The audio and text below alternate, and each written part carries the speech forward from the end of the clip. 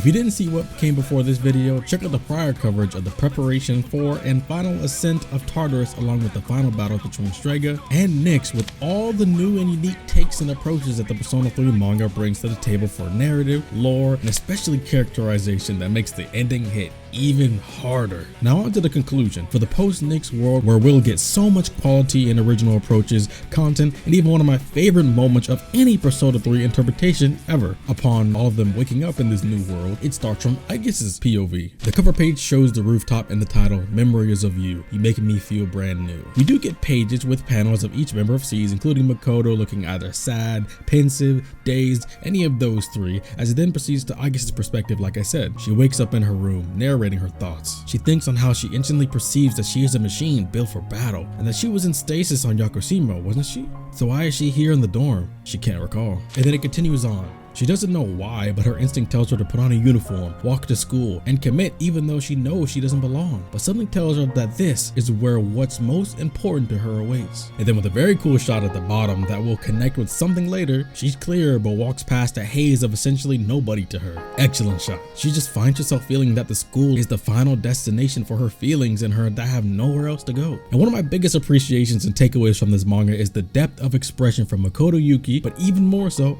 Aegis. Once she awakens to her full emotions that make it so clear how much she expresses with just her body and face, but most notably her eyes. You can just look at how much more of a detailed message it sends, looking at her eyes in the middle panel, for example, in conjunction with what she is thinking, and it leading into how she looks walking in the bottom image. It's so incredible how she becomes more human than anyone. Then we're back with the gang. They're in the lobby of the dorm just discussing having 1 year left of high school, Junpei being impressive for not cutting class in the rain, and Makoto being sleepy as usual, no matter what the season is. They think it's that or boredom, but remember what section of the game we're in. Makoto's fatigue and physical condition is important to note, as it's already begun very subtly. I really appreciate these details. Then they get back to discussing how much studying the third years have to go through, and if they'll be like that when they're third years. And somebody says it feels like they're forgetting something. Junpei, although saying so much has happened and can't quite remember all the details, is the first one to voice the heaviness in his head, the spinning, and the inability to remember what's happened this year, so much to the point that he can't be sure of anything. Note Junpei having the strongest feeling that something is up. Look at how Makoto is looking at him, because we know Makoto never lost his memory. He's trying to see just how far Junpei is able to push it. Man, this is why I still love Junpei though. He's my third favorite after Aegis and Makoto. The respect on his name, I appreciate that.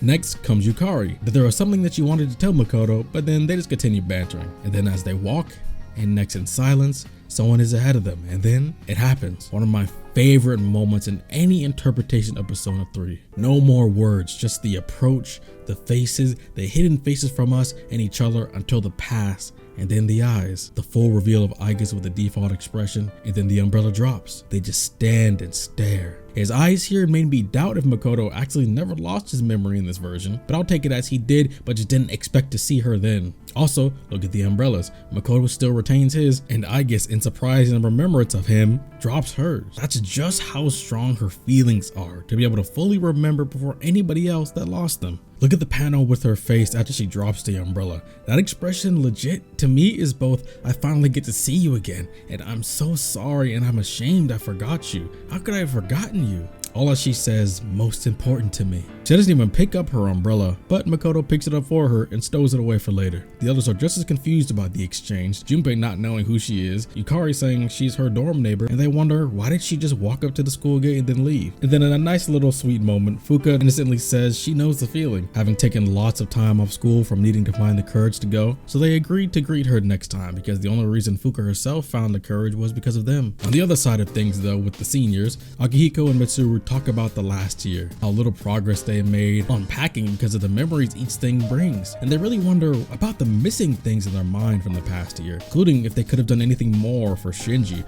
or her father Takeharu. They feel trapped by what's already come to pass. Back at the dorm, everybody except Aegis reminisces about the weird day that they've all had coincidentally, and their final feelings about the end of the year in their group as they eat the meal Makoto made. Their relationships never changing, Shinji having taught Makoto some cooking, Makoto letting Yukari know that she can tell him whenever she remembers what she wanted to say because they'll still be together, and so on and so forth. But then we see Aigis at the top of the stairs with her umbrella on her door again, and she has nothing but like a worried, shocked look on her face. Whether it was about that umbrella being back, or she heard what Makoto said to Yukari, I don't know. And there's a reason for that, but more on that in a future video. After the festivities, Makoto makes it back to his room, but then slumps on his door and he clutches his heart in exhaustion, then just flops backwards on his bed. I love the consistent new ways of just conveying Aigis and Makoto's real feelings and actions through just their faces, having stretches of no dialogue amongst a group of people that still don't have their memories back. And we get more of that as we hit March 5th. Makoto is awake, but he's still sitting on his bed, head down, as Aigis comes to his room of her own volition. You can see the fatigue in Makoto's eyes, but even more interesting is he's visibly sweating. And I feel they show that as both a sign to pair with how weak his body feels right now, as well as his nervousness of having to fake being fine as he opens his dorm room up to Aigis. And she still has that worried look in her eyes, even as she seems glad to see him again. Look at how far away she's standing from him. It's like she's still unsure if he knows. She tells him sorry for being so sudden, but she remembers everything, even though the others still don't remember, and he confirms his memories with her too. Then she goes on to say how even now, just like in the final battle, it feels like he's leaving to some far off place. Oh, here comes that even bigger, heavy foreshadowing. He falls forward, sweating super heavily now, and Aigis catches him, decides it's time to go to the promised spot with the best view of the city, telling Koromaru that they'll be back. After that, we get some moments of Ken remembering what Shinji did for him and crying, and Mitsuru and Aki thinking of the strangeness that the group picture with her father was the same date as his death, and she can't remember anything else but that party. The next parts are the scenes during Mitsuru's graduation speech and proceeds very similarly to the game, with them all finally remembering the truth and just shedding automatic tears or blushing faces at the happiness of remembering their promises and feelings as they all decide to rush to the promised place. But what they didn't know was the incredible moment already taking place there. The rooftop,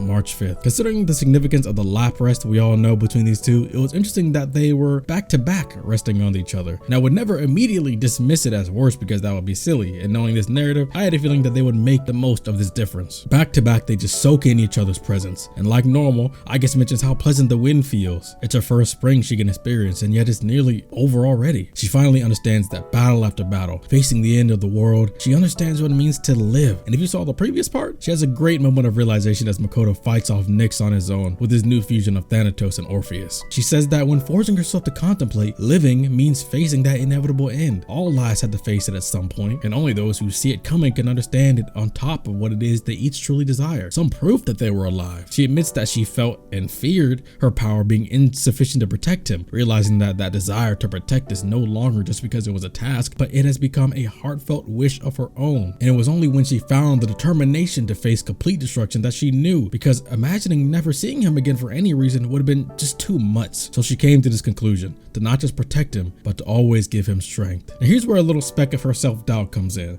She's so human now, it's mind-blowing, right? Mentioning that it's probably something that could be done without her, but that's fine because she would continue to live to do so anyways, claiming this lifelong task as her own. And for the next real time, full tears fall as she hears the approaching gang come towards them, but she knows that having feelings for those who matter is common, and even that alone can make somebody go on living. But regardless, she comes in with a faded line. You must be exhausted? Rest now. I will always be by your side. And you can see the aftermath of her tears on her face. And then just like the benefit of the Persona 3 movies, Makoto is a full character of his own, so we get to see him respond. He says thank you, that he wants to know about the world's future. And he may too have arrived at the answer to life, but that's where him and Aigis found so much affinity with each other. He wants to do so because it's the future him and the rest fought for and chose to make reality, which is why he doesn't feel regret, but anticipation. And this line, oh, this man completely shatters her heart. This might be the most anguished I felt this whole manga, when they did such a good job expressing the emotions we know in a detailed and greatly painful way. It's still beautiful and amazing, along with the new events and moments in unique and impactful manners. Look at the pure shock and surprise in her face, and him saying he feels anticipation. It's almost like she's horrified because we all know what's coming. And again, the tears just let themselves out as her whole face just cries out with no words. The squinting, the squishing, the scrunching of her face as she just lets all these tears out. It's not just a static face with her tears finally falling. Her face is completely caught up with her emotions. Then she gathers herself enough to say, please be at ease, for I will protect it all